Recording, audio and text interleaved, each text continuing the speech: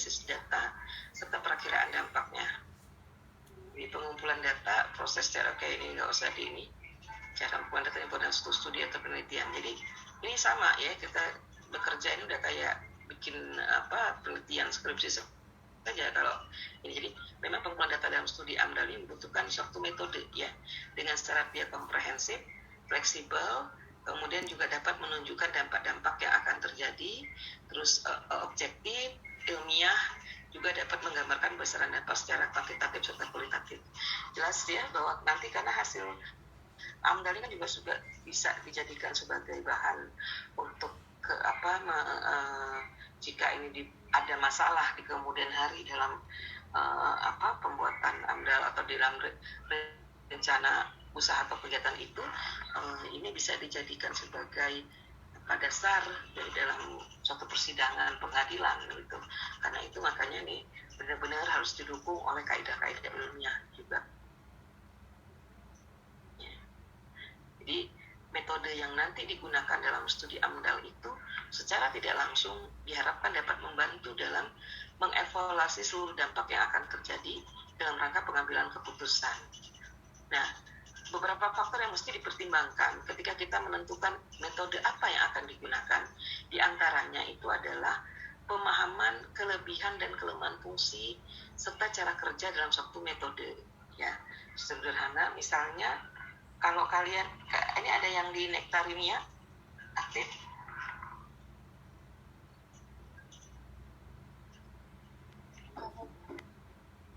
Ada Bu? Enggak.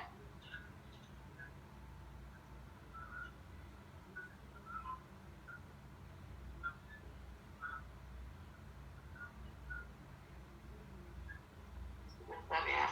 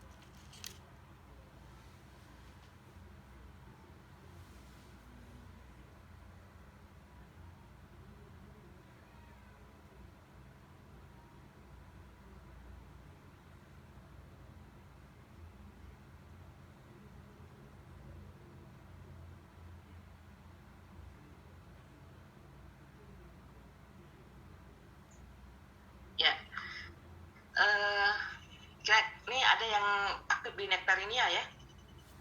Kalau kalian di Nektarinia itu metode untuk mengidentifikasi burung apa aja metodenya?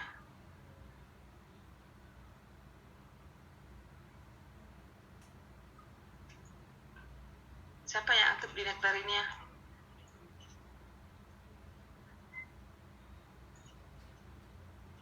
Suara Ibu kedengaran nggak ya? Kedengaran Bu. Oke. Yang aktif di Nektarinia ataupun yang tidak aktif pun juga nggak apa-apa kalau emang tahu, karena di ekologi kan juga dipelajari. Kira-kira kalau kalian mengamati burung gitu ya, mau mengidentifikasi burung lah, metode apa yang kalian gunakan? Apa cuma satu metode? Biasanya berdasarkan morfologinya Bu. Morfologi apa? Kayak warnanya, terus juga bentuk paruhnya kayak gitu Bu. Oke, bukan gitu sih. Jadi waktu kalian metode samplingnya lah, metode kalian menentukan, mengidentifikasi itu. Point count Bu, bisa Bu biasanya. Quick count. Point count. Oh, point count Bu. Kenapa Kak? Point count digunakan apa? Ada metode lain nggak? Sama line transect Bu. Line transect Bu. Line transect, oke. Sekarang mungkin ada yang lain lagi sebenarnya, ya. Ada point count, line transect, oke. Sekarang Apa bedanya Pak pelebihan si point con ataupun line transact? Apakah kalian langsung bisa gunakan begitu saja metode tersebut?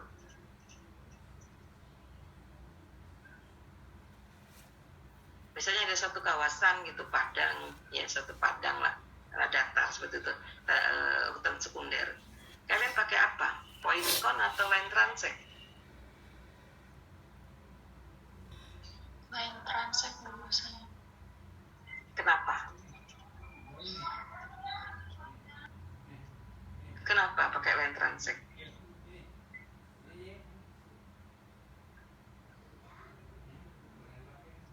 Ada beda metode itu kan berarti ada kelebihan atau kelemahan, atau katakanlah bukan kelebihan kelemahan dalam arti lemah si metode ya, tapi maksudnya mana yang lebih tepat digunakan pada ya lokasi tersebut gitu ya, pada ekosistem tersebut, gitu kan ya. Kalau misalnya contohlah katakan jadi tadi kalian mau pakai line line transact ataukah point con, itu ada alasannya pasti ya. Sama seperti kita mau identifikasi tumbuhan, mau pakai apakah jelajah identifikasi ataukah mau pakai unfed anis vegetasi yang dengan transact juga, ataukah tadi di tumbuhan juga ada line transact juga gitu kan. Nah itu apa yang ininya pasti ada pertimbangan ya. Jadi kalau misalnya ada di tebing di lereng gitu ya, lereng hutan gitu yang kalian kemiringannya misalnya sampai 45 derajat, terus kerapatan pohonnya juga tinggi, kalian mau pakai unpack gitu, di situ gitu, tidak mungkin kan gitu kan. Untuk menggunakan unpack seperti itu yang lebih tepat jelajah ya. Atau misalnya line transact tadi gitu ya. Ambil line transact kan 10 meter, lihat ada apa, jalan lagi ke depan 20 meter, lihat 10 meter lagi, 10 meter kiri, 10 meter kanan kan, seperti itu contoh misalnya. Jadi ini lebih cocoknya jalan ini. Jadi itu kita lihat ada pertimbangan kenapa kita menggunakan metode tertentu tersebut gitu ya. Jadi tidak ini faktor yang harus dipertimbangkan. Jadi kalian mesti memahami kelebihan dan kelemahan fungsi serta cara kerja dalam satu metode ya. Tidak bisa cuma misalnya satu, pokoknya nganfek aja lah di lapangan, tahu pas di ini waduh ya kondisinya seperti ini, nggak mungkin melakukan unpack ya dengan kemiringan itu. Atau tadi yang mau pakai point con, menentukan poin-poinnya seperti apa ya. Poin untuk perhitungan sebenarnya yang lebih mudah mungkin ya line transact gitu misalnya, atau tadi jelajah mungkin gitu kan. Nah itu yang harus dipahami ya. Jadi kita melihat kondisi di lapangan juga, kemudian yang jelas tujuannya kita mau mengidentifikasi ya kan, ada fauna apa saja atau burung apa saja di sana. Nah, kita gunakan yang lebih cocok dengan kondisi lapangannya pakai metode ini gitu ya. Kemudian menguasai tipe kegiatan proyek yang akan dikerjakan gitu ya. Jadi tahu kepentingannya apa gitu, kegiatan proyek ini yang digunakan apa sih, untuk membangun misalnya pengembangan perluasan perkebunan atau apa begitu. Terus kita harus tahu juga karena itu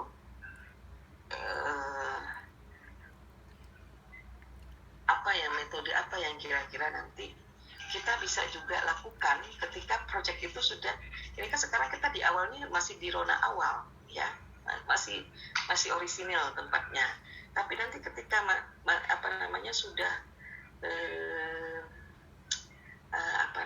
sudah sudah dibangun ya, masa konstruksi maupun juga operasional, kira-kira metode itu masih bisa digunakan nggak gitu. Kan tadi unpack misalnya, kalau unpack kan betulnya ini 5 kali 5 meter, 10 kali 10, 20 kali 20 gitu kan, bikin unpacknya. Nah tahu-tahu ya atau tadi pakai land transact misalnya, atau pakai point count. Nah, tahu-tahu ketika sudah konsumsi ataupun pasca konsumsi, itu kalau lebih mudah yang tumbuhan yang contohkannya, itu udah nggak ada lagi sama sekali tumbuhan di situ.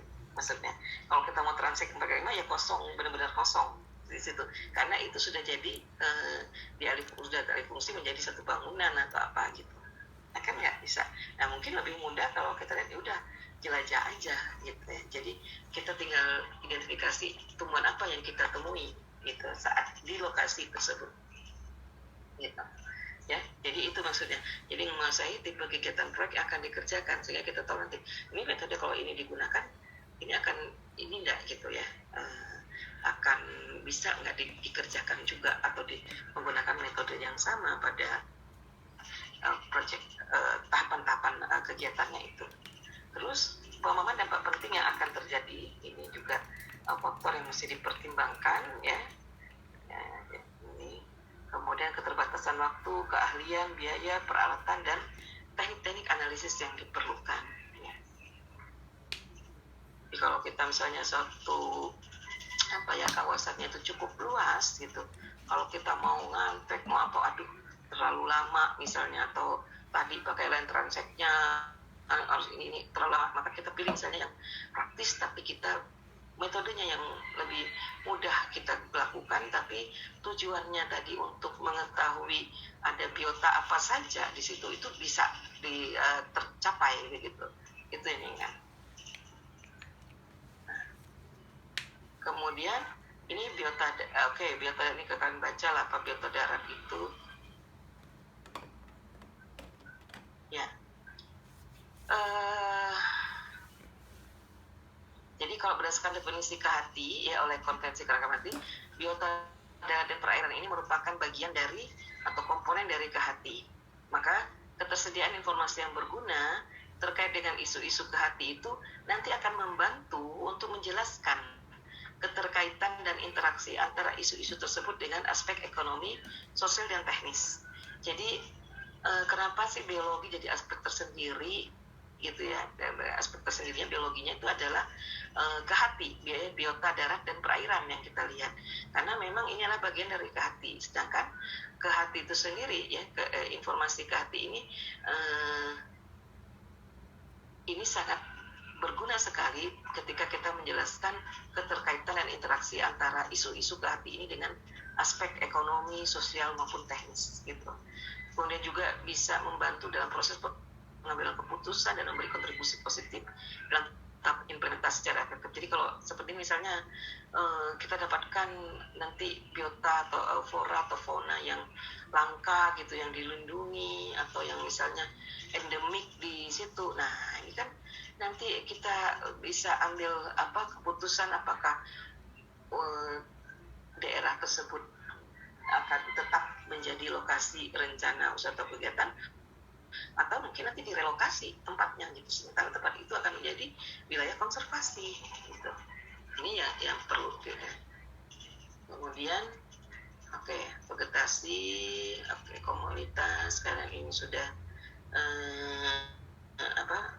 review saja, ini paham sudah ya. Jadi sering pengertian komunitas ini identik dengan pengertian vegetasi ya, karena kalau komunitas kelompok tumbuhan sih ialah kumpulan populasi tumbuhan yang menempati suatu habitat ya. Ini beda. Nah, jadi dari hasil analisis vegetasi dari suatu habitat, ini analisis vegetasi ini bukan aspeknya metode ya, tapi kita bagaimana analisis vegetasi secara keseluruhan, maksudnya ini di suatu habitat kita bisa ketahui masa lalu daerah tersebut, bisa kita ketahui kondisi yang sedang terjadi saat ini, juga menduga kemungkinan perkembangan di masa mendatang. Kita bisa lihat dari apa kita dapatkan nanti jenis-jenis itu, kita tahu, waduh ini banyaknya yang semai barunya misalnya ya, baru semai, berarti ini baru memulai suksesi, masih awal suksesinya. Jadi kita juga tahu, jadi kondisi saat ini bahwa dari lalunya mungkin itu, kalau kita lihat jenis-jenisnya ini jenis-jenis pohon ya, ini berarti dulunya ini benar-benar hutan misalnya ya, dengan jenis-jenis pohon tertentu gitu. Nah, dan kita bisa duga kemungkinan perkembangan masa mendatang nanti ya kira-kira akan menjadi apa. Kemudian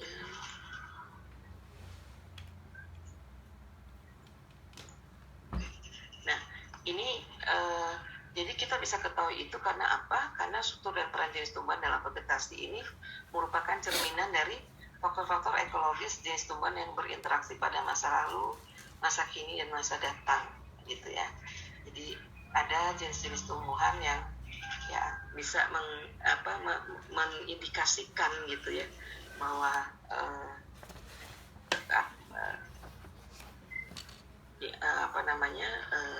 ada seperti apa ya terjadi. Misalnya kan gini, tumbuhan tertentu misalnya kita temui, kita bisa tahu wah ini kan makanannya kijang atau pelanduk gitu ya, rusa. Nah berarti kita bisa menduga bahwa jika ada tumbuhan itu maka kemungkinan ya faunanya juga tuh masih ada gitu ya. Dan juga misalnya kita bisa juga lihat tumbuhan-tumbuhan yang merupakan tumbuhan perintis gitu ya, tumbuhan-tumbuhan perintis.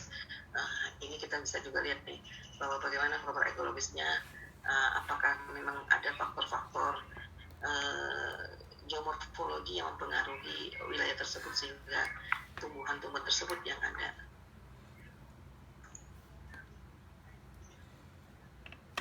Nah, studi vegetasi ini bisa kita bedakan menjadi studi floristik ya. Jadi data yang diperolehnya berupa data kualitatif, ini menunjukkan bagaimana kondisi habitat dan persebaran suatu jenis tumbuhan. Kemudian juga ada analisis vegetasi ya. Jadi studi vegetasi itu ada dua, ada studi floristik, ada analisis vegetasi. Kalau analisis vegetasi ini bukan hanya data kualitatif saja, tapi dari analisis juga diperoleh data kuantitatifnya. Jadi bukan hanya kualitatif, ada jenis A, B, C, D gitu ya, tapi juga ada kuantitatif. Jadi dari data kuantitatif kita bisa tentukan nanti kerapatannya bagaimana, kita bisa melihat frekuensi, dominansi, ya juga nilai penting suatu jenis tumbuhan.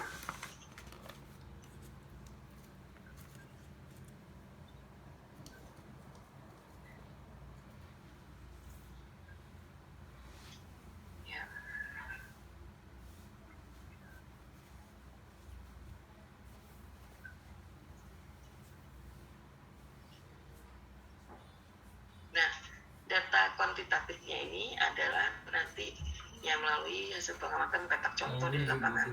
Ya.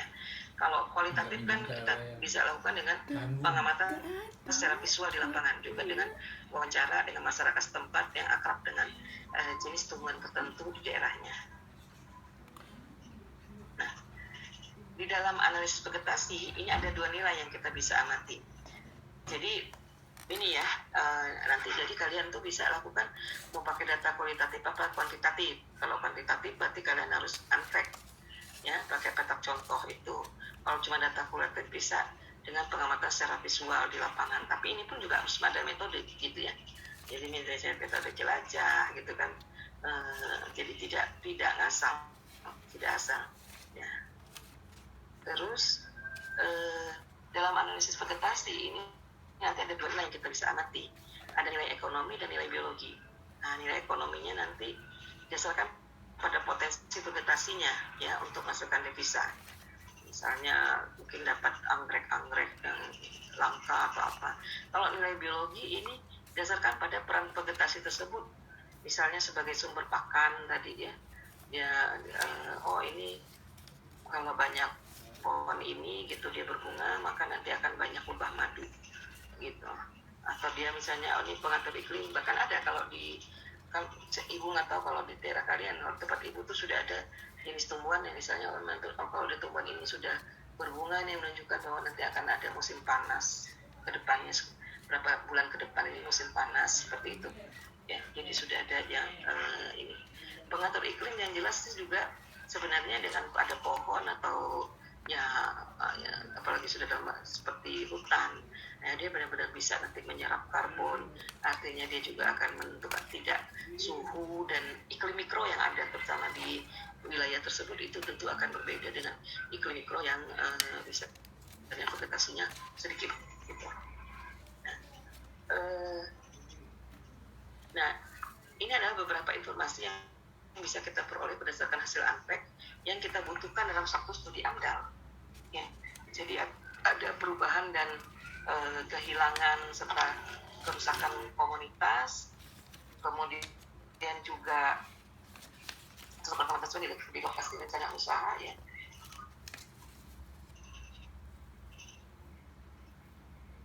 Kemudian juga ada komunitas tumbuhan yang rawan dalam hutan lindung ya, beserta satwa liar yang hidup di dalamnya ya. Kemudian juga kerusakan komunitas tumbuhan yang bernilai ekonomis dan ekologis.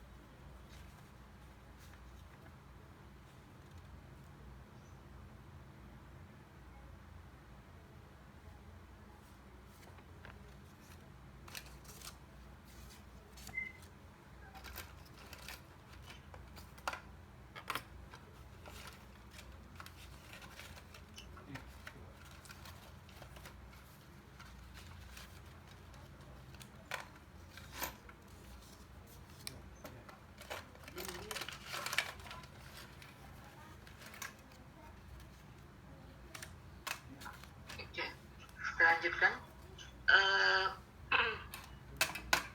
Jadi yang dibutuhkan nanti dalam suatu studi AMDAL ini berdasarkan info dari hasil ANPEK ini, bagaimana perubahan dan kehilangan serta kerusakan komunitas tumbuhan di lokasi rencana kegiatan dan sekitarnya itu. Ya, jadi kita harus tahu seperti apa nanti perubahannya dan kehilangannya serta kerusakan komunitas tumbuhan di lokasi rencana kegiatan dan sekitarnya. Itu yang pertama. Kemudian komunitas tumbuhan yang rawan ya, dan juga hutan lindung beserta satwa liar yang hidup di dalamnya. Nah, ini juga perlu diketahui ya, yang ada dalam studi AMDAL. Juga kerusakan komunitas tumbuhan yang bernilai ekonomis dan ekologis. Nah, 3 inilah jadi berapa informasi yang kita peroleh berdasarkan hasil ANPEK itu yang dibutuhkan dalam suatu studi AMDAL ini ujungnya gitu. Bagaimana kita bisa melihat nanti apakah ada perubahan dan kehilangan serta kerusakan komunitas tumbuhan di lokasi rencana kegiatan dan sekitarnya. Ini kita masih bicara tentang biota daratnya itu tumbuhannya, flora. Nah, pertimbangan dalam pengumpulan data primer vegetasi ini nanti ada di tujuan studi, skala studi, dan tipe habitat ya. Jadi ketika kita mengumpulkan data primer vegetasi, maka yang jadi pertimbangan itu adalah tujuan studinya apa ya. Kalau cuma mau melihat jenis-jenis tumbuhan tadi gitu ya, tanpa perlu tahu indeks program segala macam, ya cukup kita pakai tadi ambilnya data kualitatif saja gitu. Nah, itu skala studinya juga kita harus perhatikan. Ini menyesuaikan dengan biaya dan lain-lain, gitu kan. Nah, terus tipe habitatnya, jadi kan seperti apa habitatnya ya. Ini yang juga apakah gitu memungkinkan kita mengumpulkan data primer dengan habitat seperti habitat tertentu misalnya. Nah, ini metode yang umum digunakan dalam ANPEK LDK, kalian sudah tahu.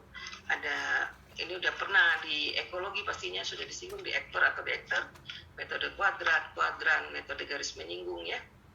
Nah, juga beberapa parameter kuantitatif ya, kerapatan, frekuensi, dominansi, INP, ibu lewat saja ya, indeks keragaman Shannon Winner. Nah, di sini seringkali di ANPEK dalam studi AMDAL itu menggunakan metode kuadrat ya, dan analisis terhadap parameter-parameter menggunakan rumus atau formulasi yang digunakan dalam metode kuadrat. Metode kuadrat tadi yang metode apa? Dia menggunakan petak contoh. Nih, ya, umumnya digunakan pada analisis vegetasi herba yang bergerombol ya gitu. Kalau yang kuadran ini yang menggunakan garis transek ya. Ini efisien untuk komunitas yang berbentuk pohon. Makanya tadi kata Ibu, lihat dulu habitatnya atau ekosistemnya seperti apa ya. Kalau dia bentuk pohon, enggak lah kalau metode kuadrat gitu ya. Nah, tapi ini bisa kita pakai kuadran. Nah, Ini juga metodisnya. Jadi umumnya sih kalau di AMDAL itu dia memang metode Quater. Jadi dia langsung bisa melihat bagaimana indeks keanekaragamannya, indeks nilai pentingnya juga gitu. Mau nggak mau gitu ya, dia rumus-rumus itu yang dipakai dalam metode Quater. Ya. Kemudian itu tadi tumbuhan. Nah sekarang tentang satwa liarnya, ya. Satwa liar ini masih pakai yang lama. Jadi satwa liar ini adalah kalau di dalam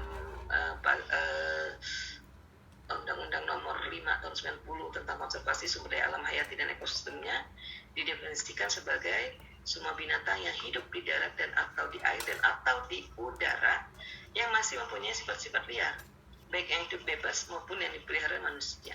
Jadi yang dipelihara manusia, misalnya macan dipelihara manusia, bukan berarti kemudian jadi hewan domestik dia ya, tapi tetap juga hewan menjadi satwa liar.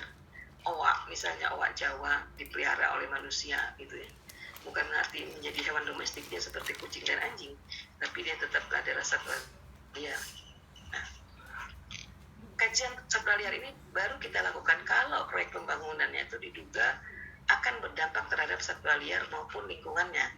Misalnya proyek yang lokasinya itu di dalam satu perbatasan atau berdekatan dengan sumber alam, baik itu di darat maupun di laut. Ya.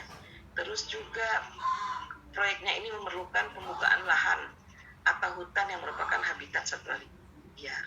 Ya. Juga proyeknya ini menimbulkan suara bising yang kemungkinan dapat mengganggu kehidupan satwa liar. Serta proyeknya bisa mengeluarkan limbah yang nanti akan mengganggu mata rantai kehidupan di sekitarnya. Yang akhirnya ini dapat berdampak negatif terhadap kehidupan satwa liar. Ya. Nah, kajian satwa liar ini tidak dapat berdiri sendiri. Dia merupakan satu kesatuan dari kegiatan suatu studi AMDAL. Nah, jadi AMDAL satwa liar ini merupakan salah satu substudi di dalam studi AMDAL secara keseluruhan. Ya. Jadi kalau tadi ada kajiannya aspeknya apa? Geofisik, biologi itu apa? Biologinya ada flora dan fauna. Nah, faunanya ini gitu yang kita lihat adalah satwa liarnya, ya. Jadi satu studi khusus nanti tentang satwa liar. Ya. Nah, nanti dalam pelaksanaan studi AMDAL ini perlu mempertimbangkan pola pengolahan satwa liar sebagai salah satu mata rantai kehidupan untuk ekosistem. Satwa liar juga berperan penting dalam kehidupan manusia, ya. Jadi mestinya, nah ini yang sering orang terlupa gitu ya. Mereka membuka lahan untuk kepentingan ada suatu rencana usaha untuk kegiatan pembangunan itu. Mereka tidak menyadari ketika mereka mengalihfungsikan lahan itu, maka mereka juga sudah memutus mata rantai kehidupan dan suatu ekosistem. Ya. Misalnya jadi ada fauna tertentu yang akhirnya dia tidak bisa melakukan atau tidak bisa bermigrasi atau tidak bisa mencari makannya misalnya karena sudah terputus oleh adanya ya alih fungsi lahan ini. Gitu. Ya. Jadi kalian kemarin sudah terima kimia lingkungan kan ya? Kalau tidak salah di slide ibu pernah ada nggak yang tentang bagaimana misalnya ada jalan tol ya mau motong ekosistem atau habitat dari satwa liar sehingga dia tidak bisa dari ke sebelahnya yang biasanya itu termasuk ruang jelajahnya gitu ya termasuk ruang jelajahnya tapi terpotong karena adanya pembangunan misalnya bahwa ada jalan tol. Nah solusinya adalah makanya ketika kita paham itu maka di jalan itu kita berikan suatu terowongan gitu ya, bisa dari bawah bisa lewat atas yang memungkinkan fauna itu untuk bisa dia bergerak gitu ya, bermigrasi gitu ya, migrasi ya. Jadi jangan sampai dihambat migrasinya itu.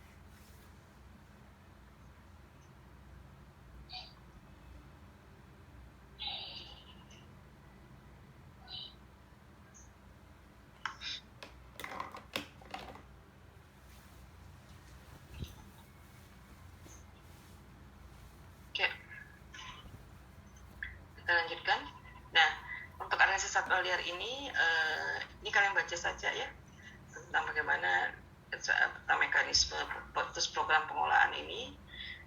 Yang ini makanya pada waktu kita sampling itu yang kita butuhkan ini berapa sih jumlah total individu dan jenisnya, ukuran dan struktur populasinya ya, dari rasio umur maupun rasio seksnya, serta distribusi serta penyebarannya.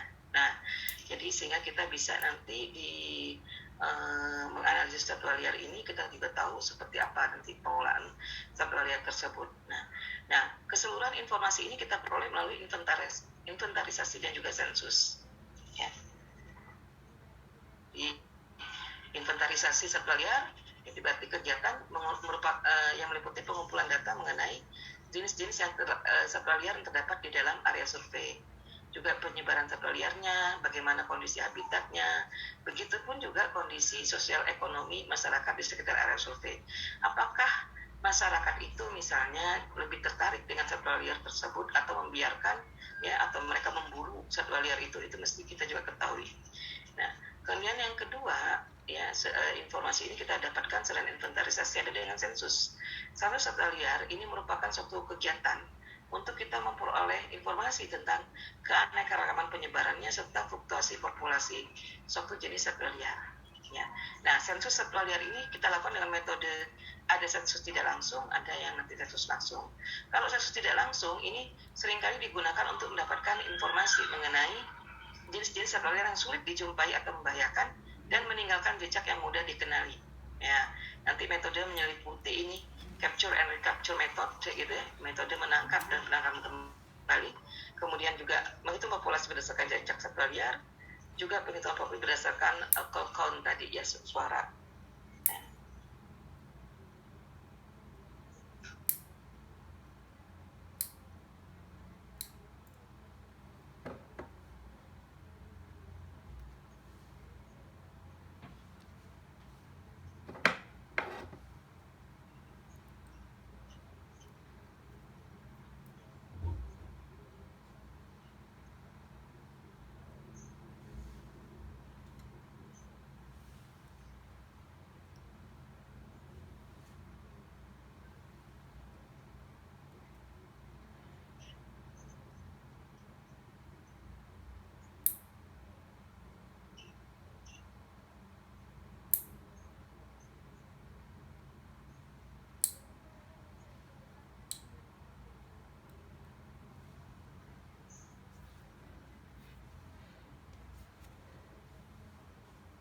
Ya.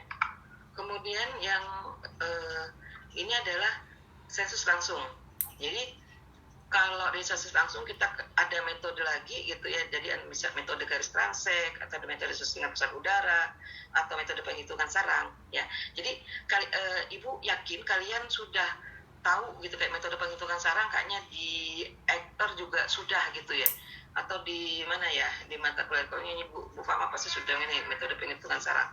Cuma maksudnya bagaimana kita bisa ini di sini di maka materi ini Ibu juga menyampaikan bahwa apa yang kalian dapatkan di mata kuliah ekologi SPH itu bisa kita gunakan ya, ini cuma seperti ini begitu caranya ya, dari kita ternyata pakai metode ini, udah belajar kok, udah tahu, tapi penggunaannya, implementasinya untuk studi AMDAL yang seperti ini gitu ya.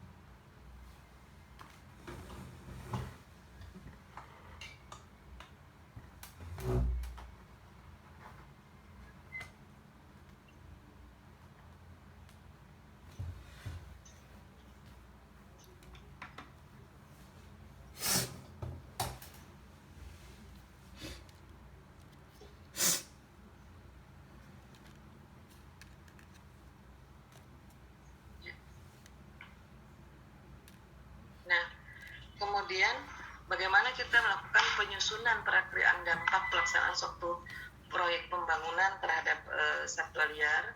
Itu akan menggunakan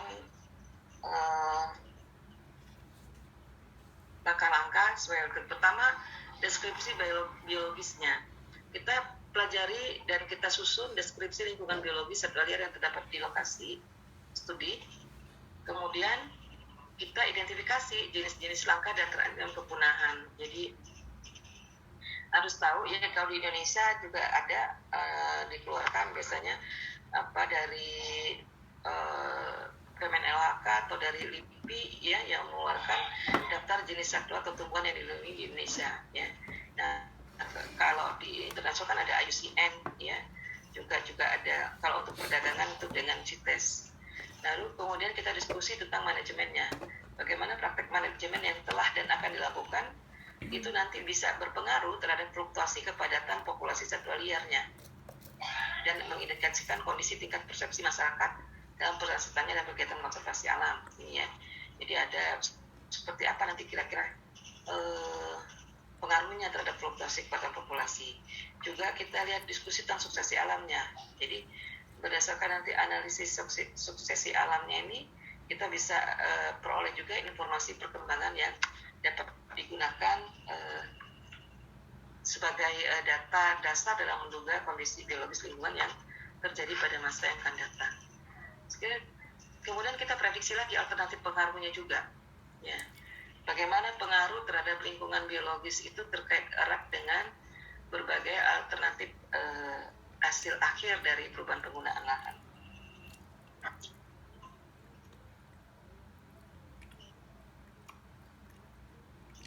Terus baru kemudian ringkasan dampak krisisnya, ringkasan dampak kritis.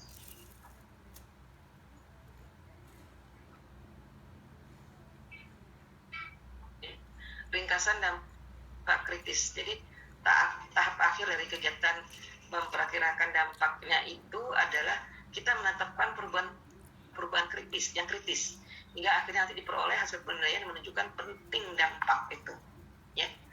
Jadi itu yang ini tahapan atau langkah-langkah ketika mau menyusun perakiraan dampak pelaksanaan suatu proyek pembangunan terhadap satwa liar ya.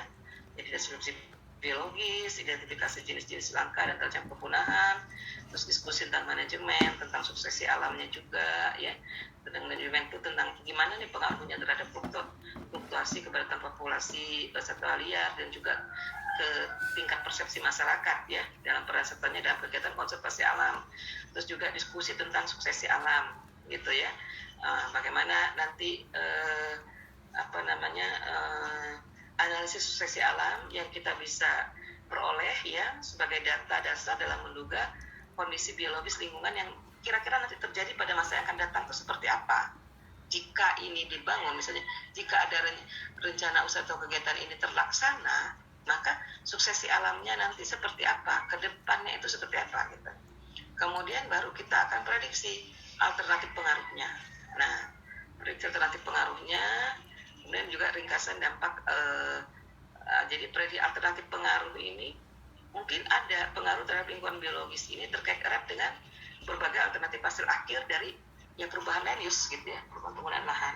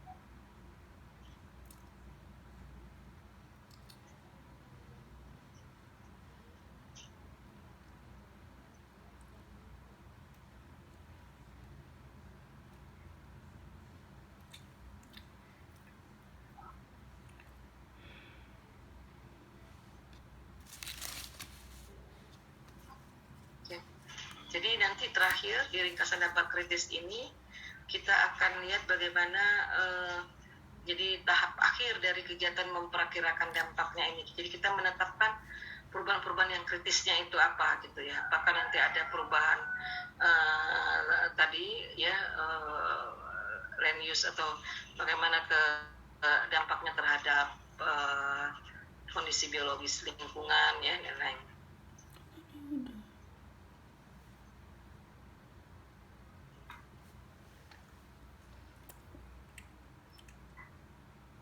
Nah ini sebentar. Contoh ya jaringan makanan satwa liar ini di kawasan Sukamarga Satwa, Danau Pulau Besar dan Danau Bawah gitu. Jadi dari yang batang pohon yang mati ya di tanah, nanti ini ada tumbuhan hijau ya yang cacing, babi hutan, kemudian rayap juga ya, ada rayap juga di beruang, ada juga nanti yang tumbuhan hijaunya akan makan rusa, harimau dan primata ya. Nah kalau saja ya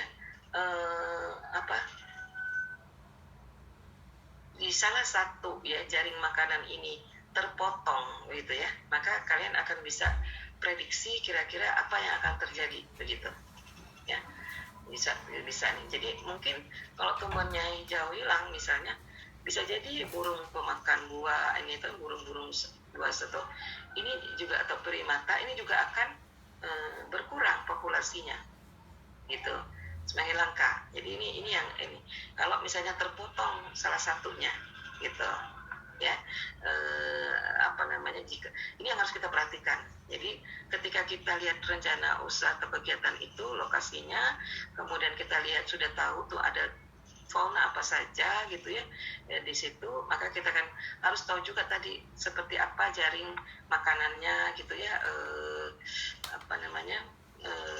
ya hubungan ini ya jaring makanan. Nah, itu dari rantai makanan aja kita bisa melihat, sehingga kita bisa prediksi kira-kira kalau ini ada gitu, kira-kira akan terganggu nggak jaringan makanan ini atau rantai makanan mereka ya. Itu yang kira-kira siklus energinya atau siklus nitrogennya akan terganggu tidak begitu ya dari si hewan ini yang perlu kita lakukan.